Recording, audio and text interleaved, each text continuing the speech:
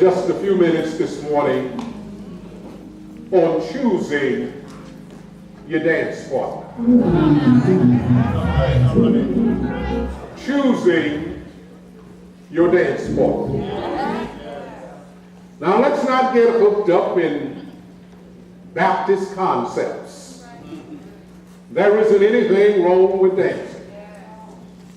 And many times the Bible tells us of stories where dancing is followed, where weeping is followed by dancing. A time to weep and a time to mourn, a time to dance. But let me fast forward here for just a few minutes and go to our second reading from the book of Mark. And we find there a moving story of dance in the Bible. It is an occasion where King Herod and his buddies are hanging out for the evening. And into his court comes the stepdaughter of his wife to dance for him. And this young dancer is the daughter of Herodias, the wife of Philip, the brother of King Herod. So immediately you can sense something's out of order.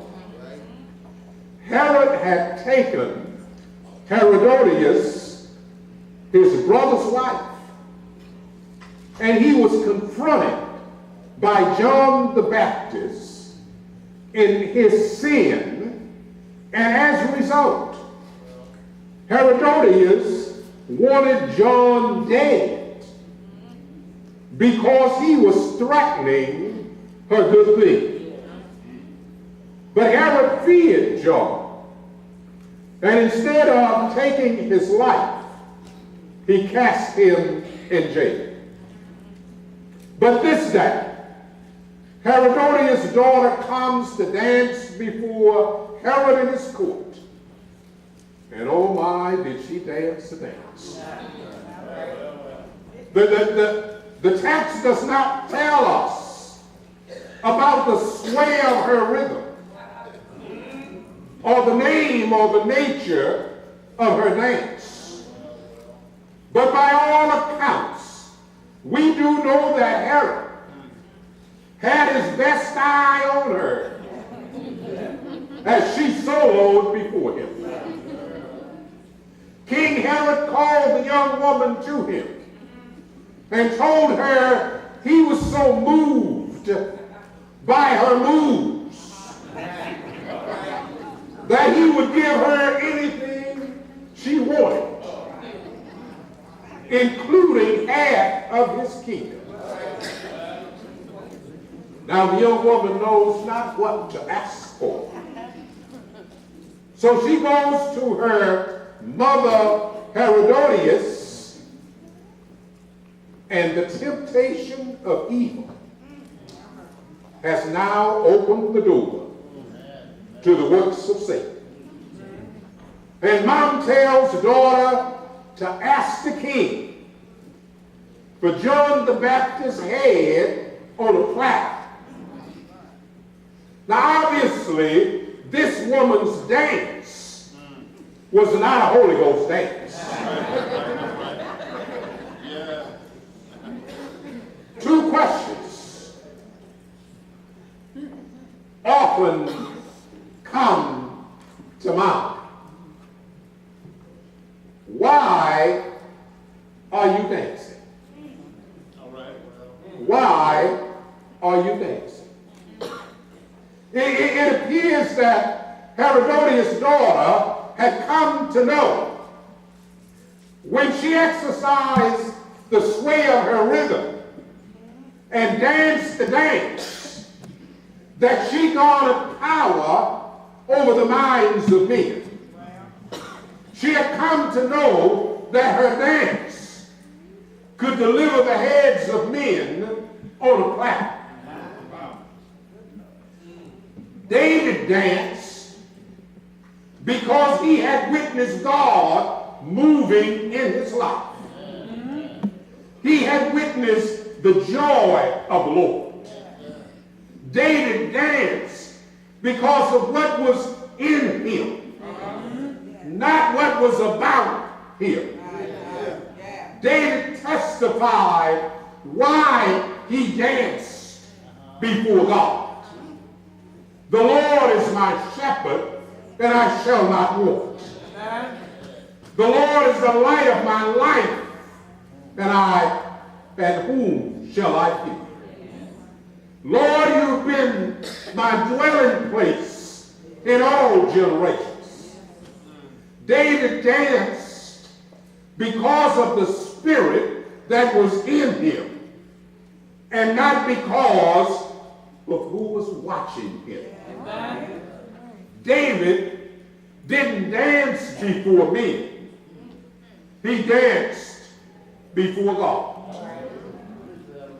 And the second question, who's your dance partner?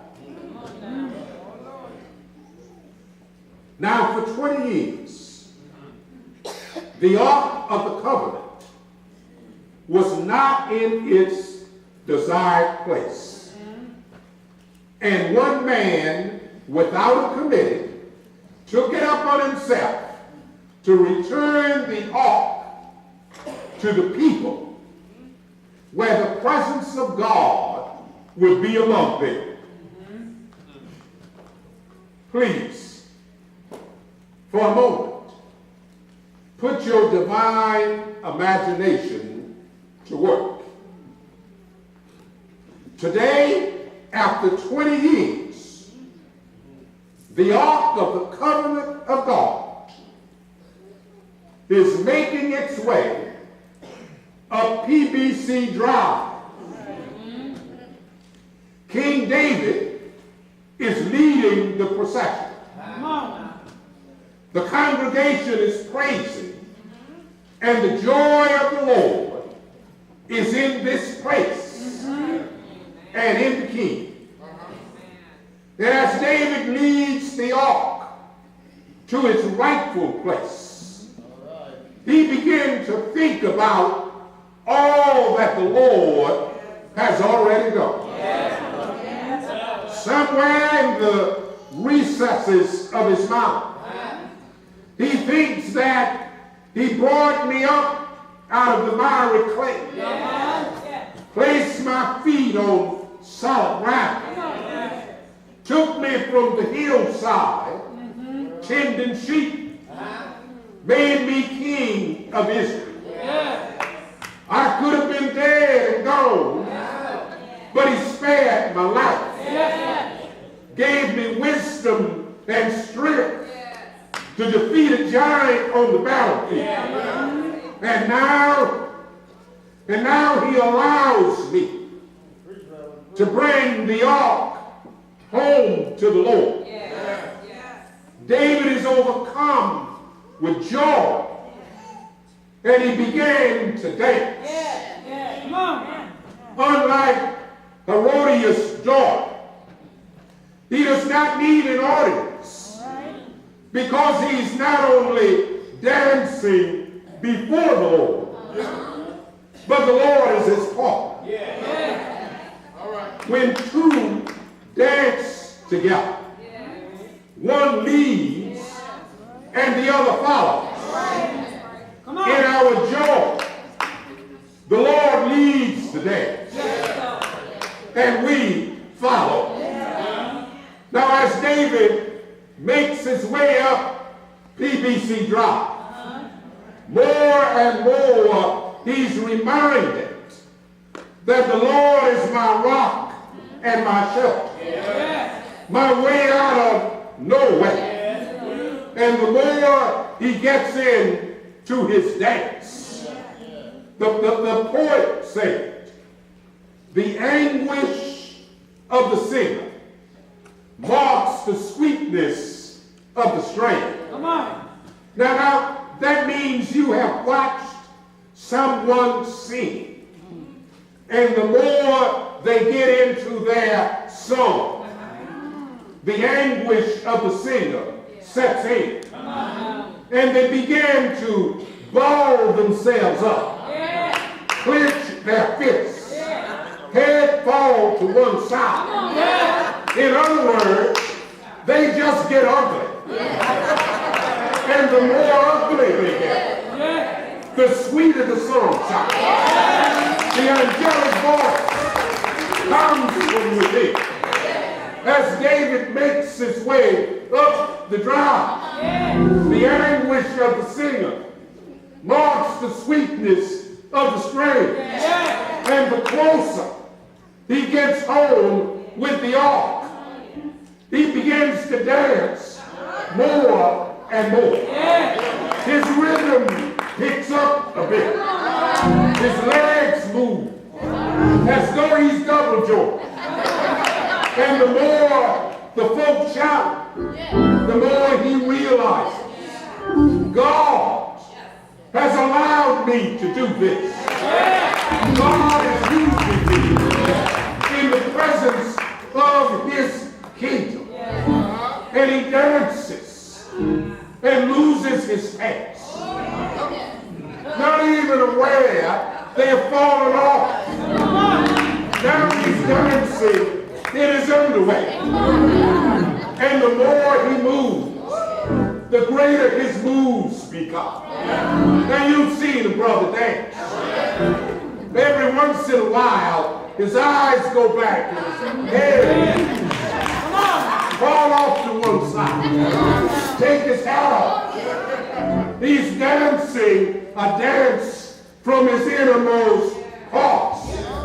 He dare not stop his dance until the ark gets home. And when God has moved in your life, and there is a joy there, then you dance. Not only before the Lord, but you let the Lord lead, and you follow. When the Lord dances, you dance with him. When the Lord smiles, you smile with him. When the Lord says, hey, you follow him with him. It's the joy from the inside that causes us to dance. Not the sound of the drummer, not the keyboard, but the joy of what God has already done. Do you have reason? Do you have reason just to let it go? Tell God, I'm dancing now with you, but I'm dancing with you. Lead, and I'll follow. Boy, I got caution. When you dance before the Lord, be prepared. Because Michael will be there. Remember, she was looking out the window. And when the king came in, his wife said to him, oh, didn't you make a fool of yourself? You know those women were watching you. And you just danced out of your clothes. When that was joy, the devil will sit in envy.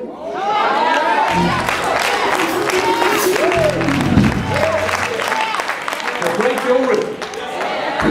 When that's joy, when you dance, the devil will sing something on the trick you. But David was not moved. He said to his wife, you haven't seen me undignified before. You think I dance today? You ain't seen nothing yet.